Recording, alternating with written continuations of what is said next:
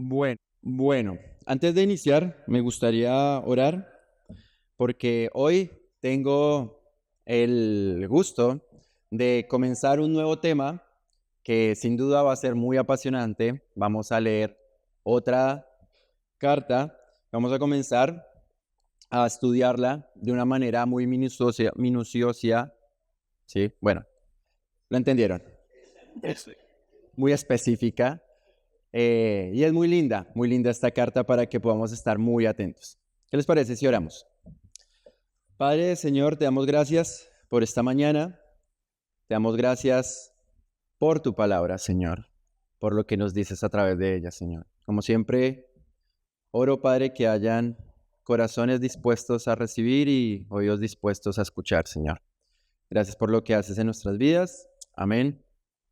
Amén. Bueno, imagínense esta situación. Ay, acá hay un cable y me está molestando. Ahí está. Has caminado durante 3 años con tu líder, te ha enseñado, te ha ayudado, ha hecho milagros, ha estado presente con vos en distintas circunstancias y él anuncia que tiene que irse. Vive una situación compleja, vive una situación donde es crucificado, muere. Hay quizás muchas preguntas que te haces.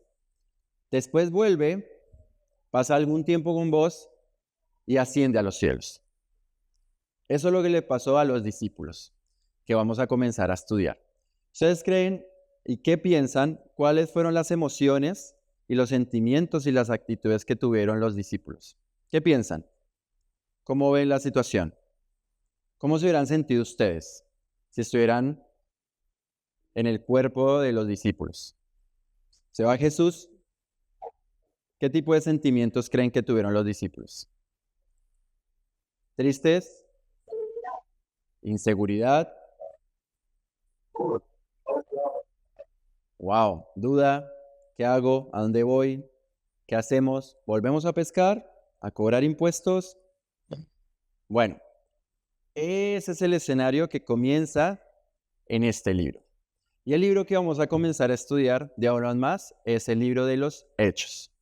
Sin duda, el libro de los Hechos es un libro tremendamente importante, como todos, obviamente, de la Biblia. Pero el libro de los Hechos lo hemos elegido como líderes porque entendemos que en este tiempo es un buen tiempo para repasar qué pasaba con la iglesia naciente que estaba aconteciendo en este lugar. Habían dudas, habían quizás muchas inquietudes de qué hacer. Jesús se había ido y también comenzamos a ver expresiones claras de la iglesia primitiva, de lo que significa la eclesiostología, cómo vivir la iglesia, de qué se trata eso. Entonces, sin duda alguna, los animo a que puedan, como siempre, tomar nota y estar muy atentos de lo que este libro va a hablar para como congregación y para sus vidas personalmente. Voy a leer algo acá sobre el contexto de Hechos. Hoy vamos a trabajar un poco la introducción del libro. Vamos a leer los 5 primeros versículos, pero voy a hablar mucho sobre el contexto. Hace unas semanas, Jewel me dijo que hemos estudiado Hechos en el estudio de la palabra. Muchos de ustedes probablemente estuvieron, así que esto complementa a lo que venían estudiando. Y hoy vamos a dar inicio un poco el panorama del libro. ¿Ok? Voy a leer esto. Hay una tremenda brecha entre el ministerio del Señor Jesucristo y el surgimiento de la iglesia como parte del gran río de la historia. ¿Cómo puede acontecer que los seguidores de Jesús, que no eran más que desconocidos provincianos de Galilea y de Judea, se convirtieran en figuras mundiales, que fue lo que cambió de aquella timidez que los hizo negarlo y vivir a la hora de la crucifixión, cambiándola en una valentía que los convirtió en intérpretes apologistas de una nueva fe? ¿Cómo pudieron aquellos predicadores, que eran reconocidamente hombres sin letras, ignorantes, hacer semejante impacto sobre el mundo? Los Hechos es el único eslabón que existe entre el ministerio y la enseñanza de Cristo. Por una parte el cristianismo, por la otra como aparece en pleno florecimiento de la epístola de Pablo. Así que, básicamente, hermanos, el libro de Hechos es, Javi, ¿cómo se dice lo que une un hueso con un hueso con otro? Algo así. Es una articulación, es un puente, un conector entre lo que Jesús hizo en los evangelios y lo que vemos después en las epístolas. ¿Qué pasó? Bueno, Hechos responde eso. En Hechos también conocemos a nada más y nada menos que al apóstol Pablo. También vemos, como decía, el florecimiento de la iglesia primitiva. Y es muy llamativo porque el libro de Hechos no se llamaba inicialmente Hechos. ¿Sabían esto? Esto vino a pasar recién como en el segundo siglo, porque este documento histórico nos narra básicamente los hechos del Espíritu Santo. Es tal la importancia que se escribe 60 veces. Bien podría llamarse los hechos del Espíritu Santo. Nos permite conocer, como les decía, a personajes también como Cornelio, como Lucas, y sin duda comenzamos a ver diferentes particularidades de la iglesia naciente. Hay situaciones complejas como muerte de gente que peca y también cómo la iglesia comienza a entender la misión de la cual ha sido encomendada, de ir y hacer discípulos, y cómo lo comienzan a vivir en ese contexto. El escritor, ¿recuerdan quién es? Lucas, que es el mismo autor del Evangelio. Lucas, ¿quién era? ¿Qué era? ¿Qué profesión ejercía? ¿Recuerdan? Era un doctor. Es muy interesante porque en aquella época el doctor no es como lo vemos hoy en día, que era quizás alguien prominente y quizás en algunos lugares le pagan mejor que otros, sino en ese contexto podría ser un esclavo. Y probablemente Lucas era esclavo de Teófilo. Interesante. Por eso él se dirige muchas veces con tanto respeto. Lucas da continuidad al Evangelio de su autoría. Esto lo recordamos también. Hacen parte de un mismo libro. Hay una narración, diferentes hechos que van pasando en la hora del Evangelio y en estos hechos posterior a la ascensión de Cristo.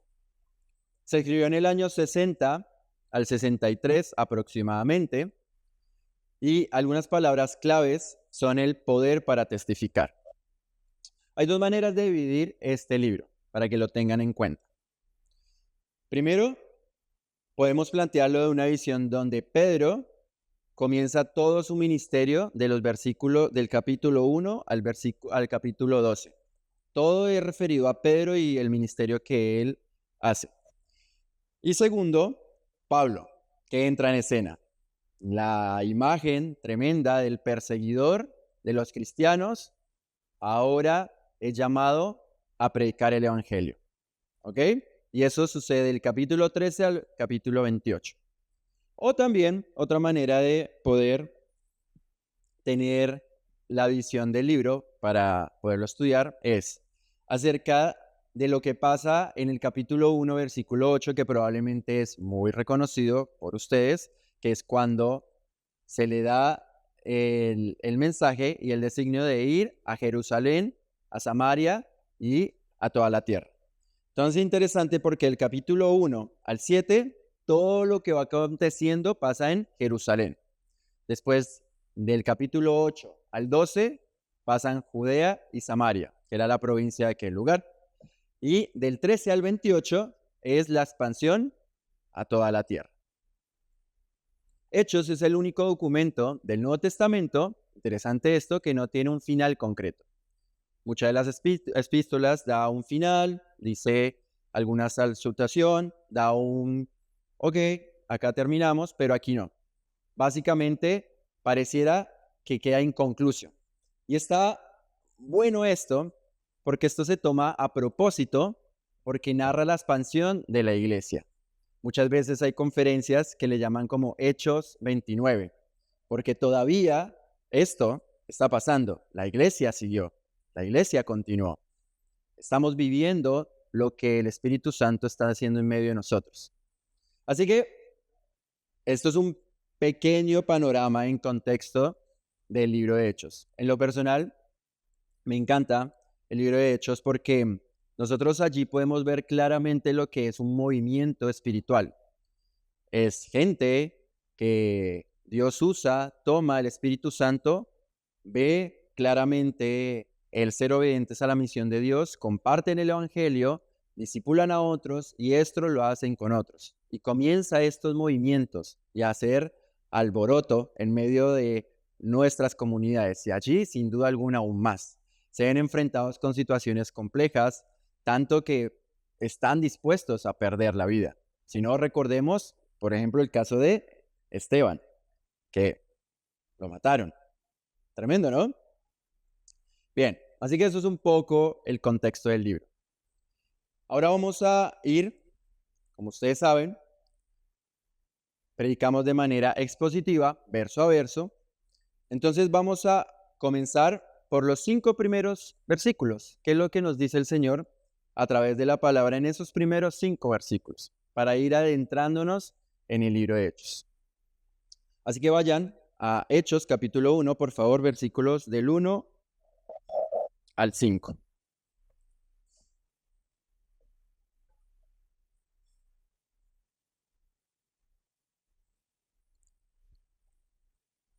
¿Lo tienen? Bien. Versículo 1. En el primer tratado, oh Teófilo, hablé acerca de todas las cosas que Jesús comenzó a hacer y enseñar, hasta el día en que fue recibido arriba, después de haber dado mandamientos por el Espíritu Santo a los apóstoles que había escogido, a quienes también, después de haber padecido, se presentó vivo con muchas pruebas indubitables, apareciéndoles durante 40 días y hablándoles acerca del reino de Dios. Y estando juntos, les mandó que no se fueran de Jerusalén, sino que esperasen la promesa del Padre, la cual les dijo: oísteis de mí, porque Juan ciertamente bautizó con agua, mas vosotros seréis bautizados con el Espíritu Santo dentro de no muchos días.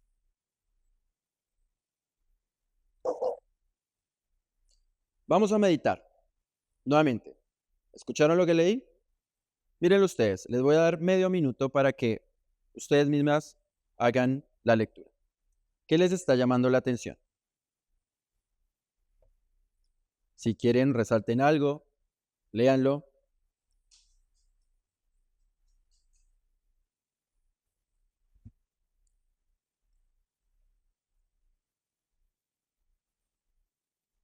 ¿Alguna palabra que les llame la atención?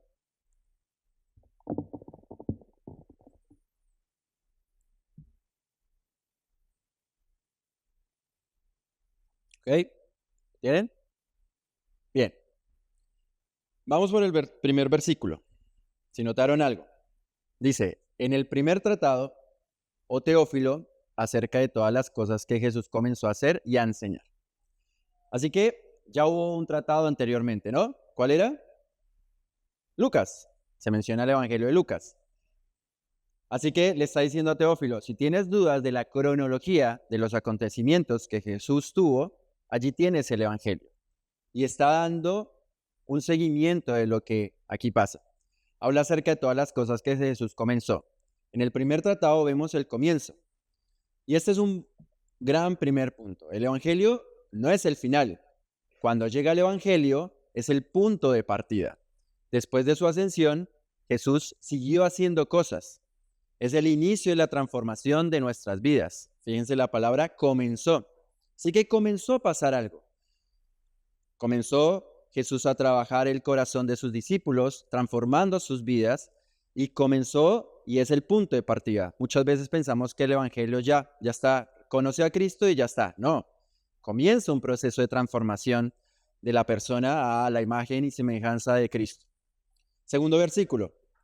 Hasta el día en que fue recibido arriba, después de haber dado mandamientos por el Espíritu Santo a los apóstoles que había escogido, a quienes también, después de haber padecido, se presentó vivo con muchas pruebas indubitables, apareciéndose durante 40 días y hablándoles acerca del reino de Dios. Así que Jesús resucita ¿Y por cuántos días apareció? 40. El tema de los números, ¿no? 40 días aparece estando con ellos. Y acá hay un punto importante, que no aparece como un concepto, ¿no? Sino que aparece realmente, en carne, vivo. Primera de Corintios, capítulo 15, versículo 6. Después apareció a más de 500 hermanos a la vez, de los cuales muchos viven aún y otros ya duermen. Así que, en este contexto, Pablo nos está diciendo en Primera Corintios, bueno, él apareció y está dando testimonio a muchas personas. Algunos ya murieron y otros están. Por ejemplo, muchos de ustedes habrán podido experimentar la Guerra de las Malvinas. Quizás lo vivieron, estuvieron ahí, eran niños o más grandes y nos dan testimonio de lo que vivió ese momento del país en los años 80. Así que los que no lo vivimos sabemos si ustedes fueron y vieron específicamente esto. Es un evento del pasado que en el contexto que Pablo lo está diciendo, gente estuvo con Jesús. Interesante esto. Y este pasaje nos está hablando específicamente de la resurrección. Es interesante, hermanos, que el libro de los Hechos se trata muchas veces de detener el avance de la predicación del Evangelio. Muchas veces los discípulos están enfrentados con situaciones adversas, difíciles, pero ninguno de los que están en contra de esas situaciones está hablando que Jesús no existió. Al contrario, lo acreditan. Y eso es muy interesante porque el día de hoy mucha gente niega que Jesús existiera. Es muy complejo y no tiene sentido históricamente hoy en día plantear eso. En la universidad me ha pasado hasta el día de hoy, con tantos años que he tenido la oportunidad de predicar el Evangelio en las universidades, que ningún joven me ha dicho que Jesús no existió. Interesante eso. Probablemente me dicen, bueno, existió, pero para mí fue el primer revolucionario de la historia, el primer hippie, fue un buen hombre, pero nunca me han dicho que no existió. Eso es un punto muy interesante, porque sin duda la prueba de la idea de Cristo, de la resurrección. Dice Romanos capítulo 1, versículo 4, que fue declarado Hijo de Dios con poder según el Espíritu de Santidad por la resurrección de entre los muertos. Así que sin duda, hermanos, recordemos que la resurrección es la prueba de la deidad de quién era Cristo. Tremendo esto. Nos ayuda a entender de que ese hecho histórico, marca un antes y un después. Es lo que da realmente validez de lo que dijo Jesús ser. Tomás tocó las heridas de Jesús. ¿Recuerdan? ¿Qué le dijo? Todavía y quería tocar las heridas y saber. Había una total certeza de su resurrección. Es un gran primer punto que podamos ver en este sentido. La resurrección y la importancia de la misma. El siguiente pasaje que les voy a leer nos ayuda mucho a predicar el Evangelio teniendo en cuenta la resurrección. Juan capítulo 11, versículo 25 y 26. Entonces Jesús le dijo, yo soy la resurrección y la vida, el que cree en mí vivirá, aunque muera, y todo el que vive y cree en mí no morirá jamás. ¿Crees esto? Alabado sea Dios, Padre nuestro Señor Jesucristo, por este hecho histórico de la resurrección y claro en nuestras vidas. Miren lo que dice Primera de Pedro capítulo 1, versículo 3. Padre nuestro Señor Jesucristo, por su gran misericordia, nos ha hecho nacer de nuevo mediante la resurrección de Jesucristo para que tengamos una esperanza viva. Gran esperanza tenemos en la obra de Cristo, cierta es, ya que ni la muerte nos separa. Amén. Tremendo esto. Pero entonces, en este punto nos hace pensar qué fue lo que hizo en estos 40 días. Resucita, es real, está con ellos, comparte con ellos y está pasando algo. Y les comienza a hablar acerca de qué. Vuelvan a sus palabras y miren qué es lo que dice. ¿Les habló sobre qué? Sobre el reino de Dios. Así que Jesús comenzó a nuevamente recordarles todo lo que habían pasado, estableciendo el reino de Dios, el evangelio, el reino de los cielos que morará en sus corazones y que se ve reflejado en sus vidas. Un reino diferente, Un reino con un rey diferente, una cultura diferente, un reino con principios diferentes. ¿Recuerdan el Sermón del Monte, Mateo capítulo 5? Tremendo. Ese reino, venga su reino, hágase su voluntad. Así que comenzó a afirmar el corazón de sus discípulos, diciendo, va a venir el reino, ya llegó, es el momento. Marcos capítulo 1, versículos 14 y 15. Después que Juan fue encarcelado, Jesús vino a Galilea predicando el evangelio del reino de Dios, diciendo, el tiempo se ha cumplido y el reino de Dios se ha acercado. Arrepentidos y creed en el evangelio. Hermanos, el reino de Dios traspasa cultura y potestades humanas. Establecer su reino está basado en el amor y la gracia y misericordia en nuestras vidas, dando amor a los demás. Y ese es otro gran punto que comenzamos a ver acá de los principios que vemos en este versículo. El reino de Dios se ha acercado. El reino de Dios está acá en medio de nosotros. Y la iglesia, mírense ustedes, mírense, ¿están mirando? Iglesia, sí, puede ser un poco incómodo. Ustedes son la iglesia, son la expresión del reino de Dios. ¡Wow! El reino de Dios se ha acercado. Versículo 4. Y estando juntos, necesito que subrayen eso, estando juntos, les mandó que no se fueran de Jerusalén, sino que, ¿qué dice? Esperasen la promesa, la cual les dijo, oíste de mí. Así que resucitó, es real, está ahí, en carne. Está sentado con ellos durante 40 días hablando del reino de Dios, de lo que eso implica, cómo lo van a vivir. Y les dice que estando juntos, esperen la promesa. Esperen la promesa. Pero este es el punto clave acá, hermanos. Dios me habló mucho acerca de este pasaje en este punto. Porque la promesa se espera en unidad, juntos. Muchas veces en nuestra vida cristiana esperamos las promesas de Dios en soledad, sin considerar a los otros y que Él nos está llamando en unidad, en medio de la espera. Aún más, este versículo nos habla de la importancia de estar juntos, juntos. Pensemos, quizás ellos, como muchos de ustedes dijeron, tenían miedos, inseguridades, y ahora ¿quién es nuestro sostén? ¿Qué debería pasar? ¿A dónde deberíamos ir? Muchas preguntas probablemente deberían estar viviendo ellos. ¿Qué hacemos? Se fue. Bueno, lo primero que les dice que es, estén juntos, esperando la promesa.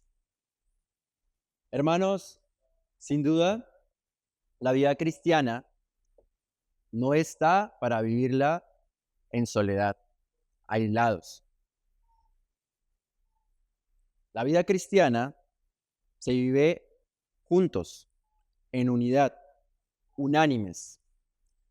La vida cristiana, el reino de Dios, se transita caminando las dificultades juntos. La vida cristiana se transita viviendo las alegrías juntos, unánimes. ¿Quieres crecer en tu relación y comunión con Dios? Comienza a tomar medidas para que vivan juntos y unánimes con tu congregación, con tu iglesia. Sin duda, tu vida debería reflejar unidad en medio de los hermanos. La vida cristiana, hermanos, no está para vivirla aislada. Somos un cuerpo en el cual Cristo es la cabeza. Muchas veces, y tristemente, en medio de la juventud especialmente, el enemigo trabaja en el aislamiento y en la soledad. Por eso, lamentablemente, vemos cifras de suicidio altísimas en medio de nuestros jóvenes. Hace unas semanas, creo que lo conté ayer, tenemos la oportunidad en la UNCI tener un club de inglés donde se les predica el evangelio después de que se les enseña el idioma. y lamentablemente uno de los jóvenes que allí asistía se suicidó. Muy fuerte. Participó, estuvo en varios encuentros, se le predicó el evangelio y hace 2, 3 semanas nos enteramos, dieron la noticia que el chico había suicidado. ¿Se dan cuenta? Eso es real. Tengamos mucho cuidado con el aislamiento y vivir en soledad porque no va a ser bueno para tu vida. Juntos, unánimes, esperando la promesa. Amén. Versículo 5. Porque Juan ciertamente bautizó con agua, mas vosotros seréis bautizados con el Espíritu Santo dentro de no muchos días. Así que el contexto del reino, hablando del reino de Dios, quizás uno piensa sobre la urgencia. Uno dice, ya está, tantos años pasaron, sabíamos de la promesa de un Mesías, llegó el momento. Ya está, vamos y compartamos, vamos y hablemos acerca de esta buena noticia. Pasaron muchos días, muchos años, vamos, salgamos. Pero miren la lección tremenda que nos da el Señor. El Señor tiene sus tiempos, hermanos. Nos da una tremenda lección. Los tiempos del Señor son perfectos. Vos y yo quizás tenemos mucha urgencia porque nosotros no tenemos el tiempo en nuestras manos y el tiempo probablemente nos consume. Quizás a otros les ha consumido más.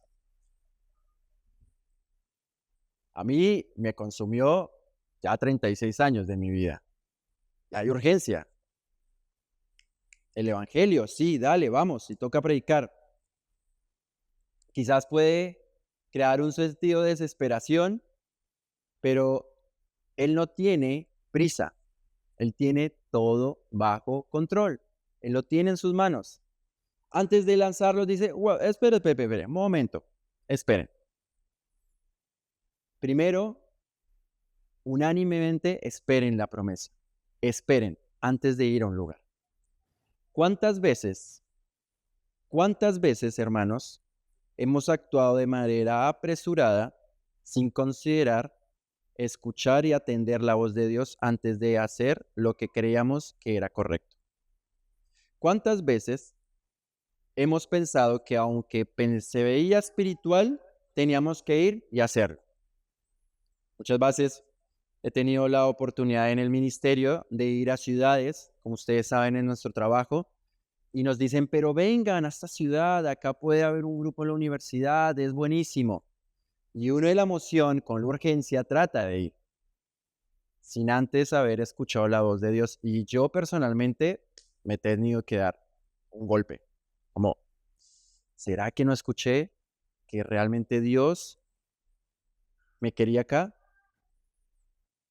Es algo fuertísimo que habla de nuestro carácter a los que tendemos al activismo y al hacer. Hacer. Oh, no, momento. Hay que escuchar, estar atentos y escuchar qué es lo que Dios quiere en este tiempo para nosotros. Primero, como iglesia. ¿Qué es lo que Dios quiere para nosotros como iglesia, hermanos? Segundo, y personalmente, ¿qué es lo que Dios quiere para tu vida, Javier? ¿Qué es lo que Dios quiere para tu vida, Mati? Donovan, Brenda, ¿qué quiere? ¿Estamos escuchando la voz de Dios antes de ir y hacer? Porque acá la palabra, el Espíritu Santo te está hablando. Espera, juntos, esperen. Así que, ¿cuál es la promesa que nos dice el Señor? Y me encanta la palabra, dice algunos días. ¿Cómo dicen sus versiones? ¿Cuántos días? Yo creo que ellos deben estar ansiosos de decir, pero ¿cuánto? ¿Pero una semana, 3 días? ¿Cuánto es eso? ¿Se dan cuenta? Van entrando en el clima de la narrativa como, pero nos dice cuántos días. Paciencia.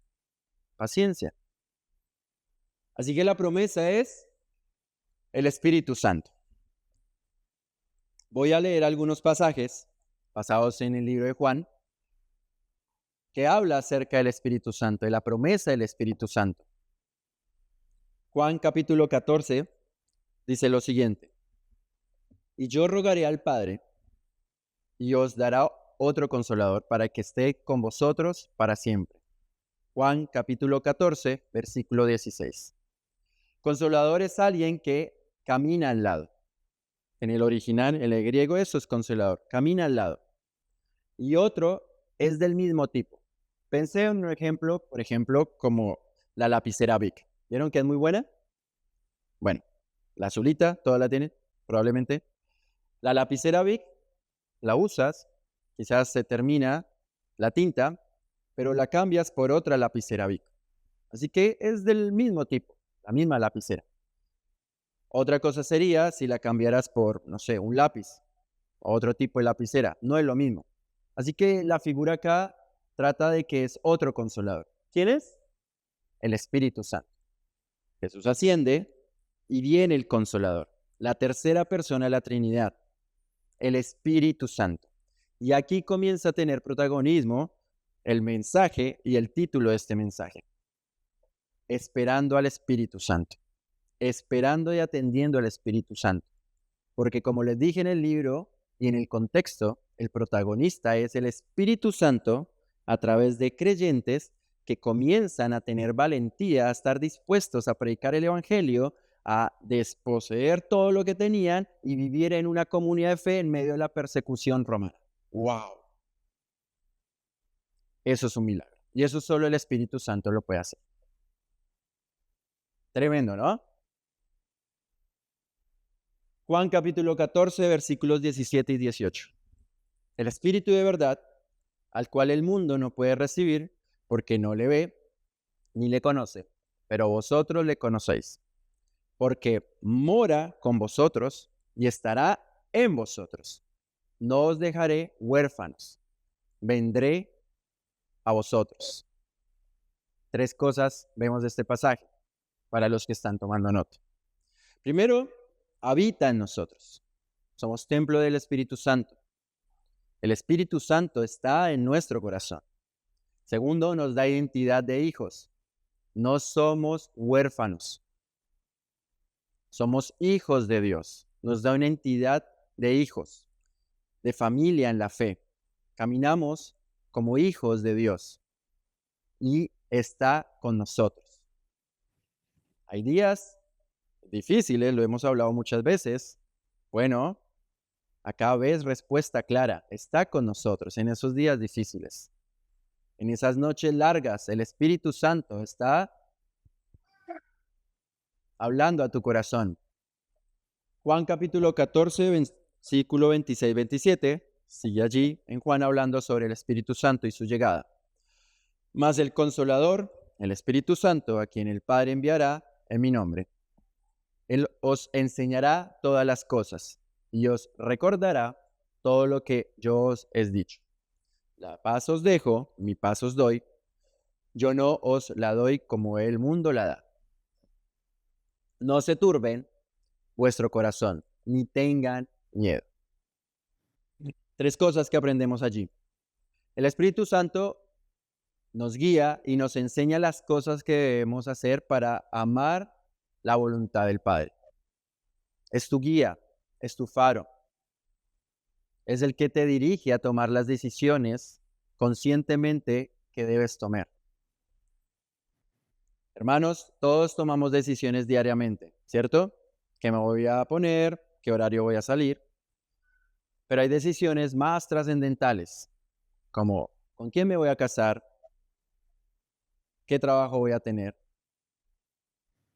Y toda decisión tiene una consecuencia, quiéralo o no.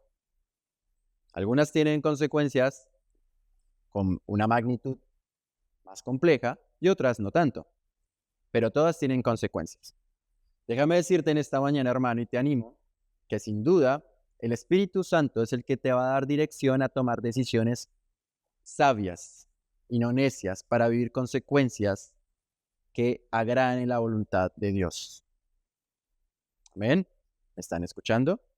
Yo te sugiero que tomes decisiones guiadas por el Espíritu Santo. Sin duda, van a ser mucho más sabias. Muchas veces no son fáciles. Muchas veces requieren tomar sacrificios en tu vida y situaciones. Pero la voluntad de Dios es buena, agradable y perfecta.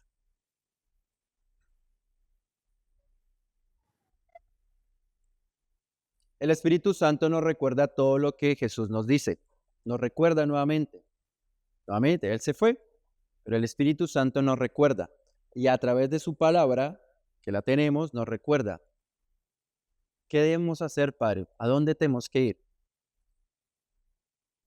Y nos da paz, una paz única. No debemos tener miedo, hermanos. Él está en la barca. ¿Recuerdan lo que hemos escuchado las semanas anteriores con Carlos? También lo vimos en Juan, en medio de los sufrimientos. Él está en la barca. El miedo es real, sí, pero no debería apoderarse de nosotros. Él nos da paz. Él nos enseña que es el Rey de paz. ¿Recuerdan el reino de Dios? Ese es el reino de Dios. El reino de Dios y su justicia da paz, la sanidad redime. Juan capítulo 16, versículo 7, y vamos terminando. Pero yo os digo la verdad, os conviene que yo me vaya, porque si no me fuese, dice Jesús, el Consolador no vendría a vosotros, mas si me fuese, os lo enviaré. El Espíritu Santo hoy mismo está en medio de nosotros, morando, para darnos entendimiento de su poder, el cual actúa poderosamente en nosotros, como dice Pablo en Colosenses terminando capítulo 1. Poderosamente pone él en esa parte, en ese versículo.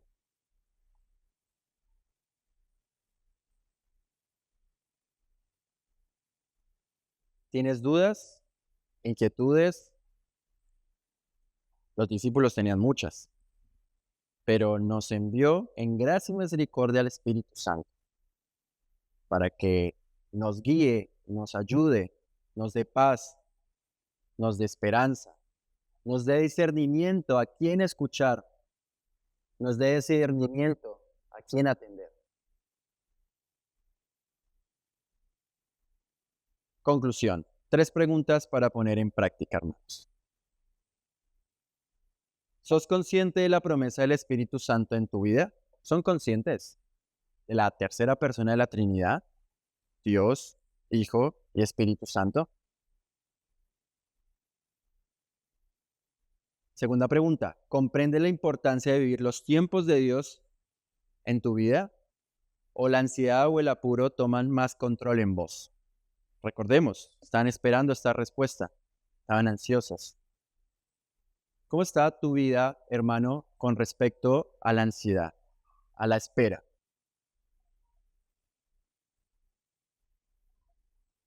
Puede pasar que de parte de tu carácter tengas que crecer en ser paciente, ser alguien que espere y sea atento.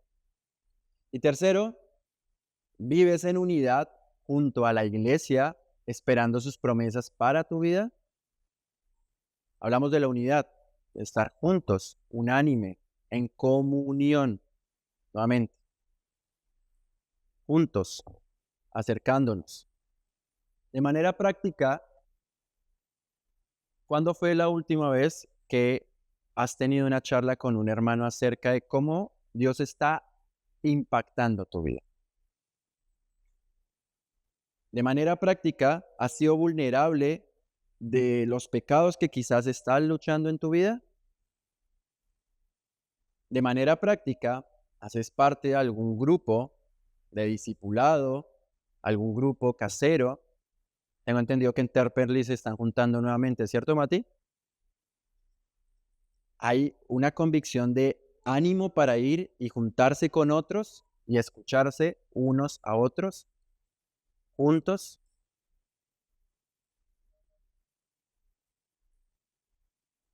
Que el Señor nos ayude, hermanos queridos. La obra es de Él, por Él y para Él, y Él se glorifica en medio de nosotros. ¿Qué les parece? Voy a salir un poco del contexto y podemos tener un tiempo de oración. Pero un tiempo de oración, hermanos, que sea genuino y que quebrante nuestro corazón. que en los próximos minutos te animo a que si tienes un celular a mano, lo dejes a un costado. Si estás allí, puedas quitar todo tipo de distracción. Te animo a que puedas orar durante unos minutos, vos solo, cerrando tus ojos para que no te distraigas y pienses acerca de lo que has escuchado a través de su palabra. Cierren sus ojos, los animo a que cierren sus ojos allí sentados y podemos estar orando. Oremos por nuestra iglesia, hermanos. Oremos por nuestro pastor, por su familia.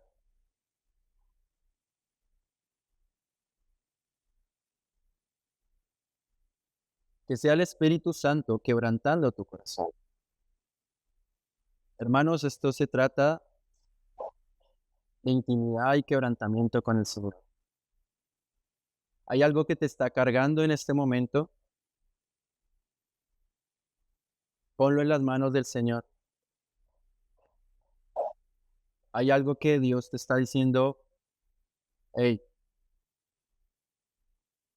esto debemos cambiar. Ve al Señor. Si hay que llorar, lloremos. Si hay que pedir perdón, pidamos perdón.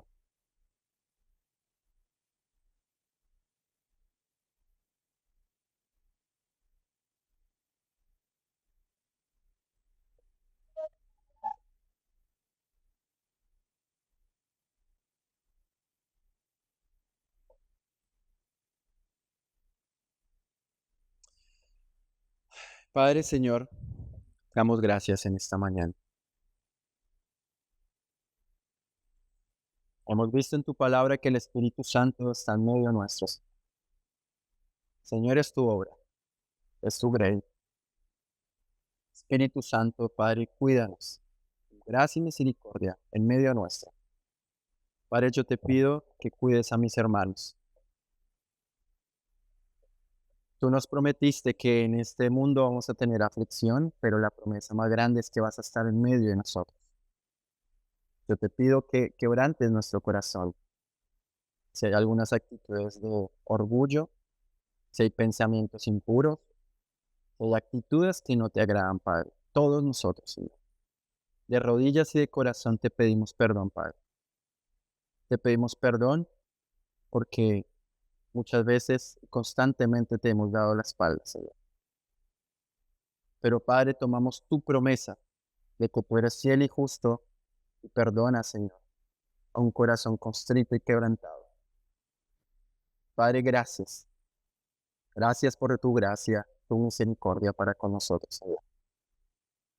Padre, ayúdanos a vivir en unidad. No caminemos solos. No nos hace bien. Ayúdanos a poner en medio de la iglesia la esperanza Wilde un sentido de unidad, un sentido de vivir unánimes en medio de las dificultades y en medio de las alegrías, Padre.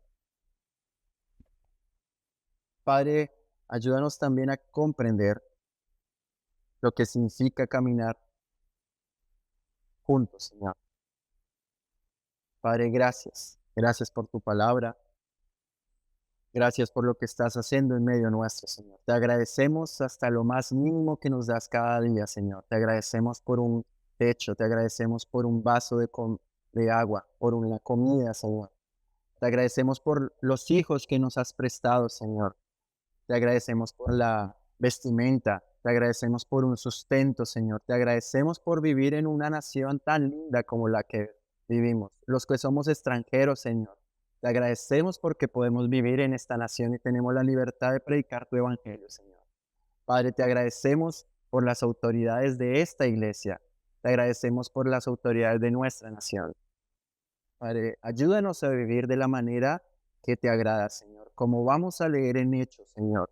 Una iglesia radiante, brillante, con un montón de ataques, pero ellos están dispuestos a literalmente morir físicamente. ¡Wow! Están dispuestos a dejar todo para vivir un Señor. Padre, ayúdanos a vivir una vida cristiana radical, Señor. no de máscara, no de maquillaje, Señor. Que el iceberg no se vea solamente en la punta, sino que vayamos a lo más profundo de nuestro corazón, Señor. Padre, gracias. Gracias por todo lo que haces en nuestras vidas, por tu misericordia, Señor. Yo te agradezco por cada uno de los que en esta mañana hemos escuchado tu palabra, Señor. Te alabamos y te damos gracias por todo. Amén y amén. Gracias, hermanos, por el tiempo. Dios los bendiga enormemente.